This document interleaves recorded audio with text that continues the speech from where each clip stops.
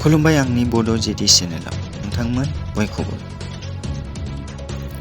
गसाइगावनि सराइबिलाव आगु थिसनथाइ फोरोंथाइ मावबादा बेखेवनायाव रनजित बसुमतारिया बुंदों, सुक्तियाव थानाय 10 नं दफायाव थानाय बायदियै XNDF निफ्राय गोनांथारै 10,000 लाइमोनफोरखौ पेरामिलिटारि CISF बायदि बायदि फर्सआव सोसननाय जागोन आरो XNDF फोरखौ ट्रेनिंनि गेजेरजों फोरोंथाइ होनानै गोख्रों खालामना साख्रियाव थिसननो हानाय बायदि फोरोंथाइ होगोन होनना बुङो।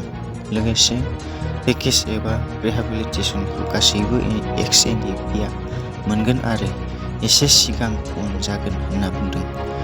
आरो लोगोसे बिथां हाग्रामा महिलारिखौ राजखान्थिखौ लाना सोंखारिना बुंदों, गासैहाबो मोनथाय दं, BJP आवबो थांनो हायो आरो कंग्रेसआवबो थांनो हायो, नाथाय लोंग्रा जौखौ जेरै मोनसे बथलनिफ्राय गुबुन मोनसे बथलाव सोयोब्ला एखेयैनो थायो, बे बायदिनो बिथां हाग्रामा महिलारियाबो होनना बुंदों। हाग्रा बिफाननि मावथि रनजित बसुमतारिया बिथां BPFनि दैदेनगिरि हाग्रामा महिलारिया जेरावबो थाङा मानो जोंनि थाखाय एबा UPPLनि थाखाय जेबो सिन्तानि बाथ्रा नङा आरो साननांगौ गैया, मानोना BJP, JSP आरो UPPL 5 बोसोरनि थाखाय फिक्स जाखानायखा आरो रैखाथि दं। बिथां हाग्रामा महिलारिया खुसिया बायदि हाब्रेनो नागिरब्लाबो जों जायगा होनाय जाया होनना बुंदों बिथां हाग्रा बिफाननि मावथि रनजित बसुमतारिया। कार्बि आंलंआव 6था संगठन एबा आफादफोरा गोजोन सुक्ति खालामबाय। बै आफादफोरनि मुङा KLM-LF, PDCK, UPLA आरो KPLTनि मोनथाम टेक्स। बै सान्थि सुक्तियाव दंमोन BJPनि CM हेमन्त बिश्व शर्मा, लोगोसे सर्बानन्द सन'वाल, दिलीप शइकिया, अशोक सिंघाल आरो गोजौ थाखोनि पुलिस बिफान आरो कार्बि आंलंनि मैखोम सोद्रोमा तुलाराम ब्रह्मां आरो केन्द्रनि नखर मन्त्रि अमित शाह। बे 6था आफादनि गासै 1,000 सुबुंफोरा हाथियार फोथायो।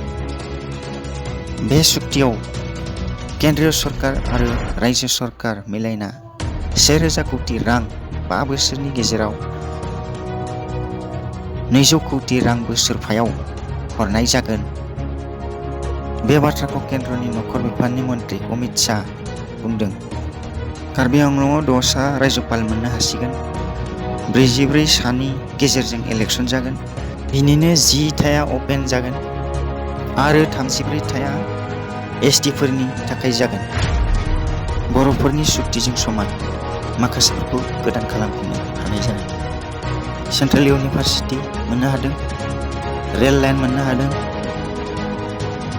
एग्रिकालचार कलेज सा सोनाब, भेटेनारि कलेज सानजा आरो सोनाब मोननो हादों, forest college institution, hotel management आरो ट्रेनिं इनस्टिटिउसन, सानजा Karbi Anglong degree college, national हाइवेफोर मोननो हादों।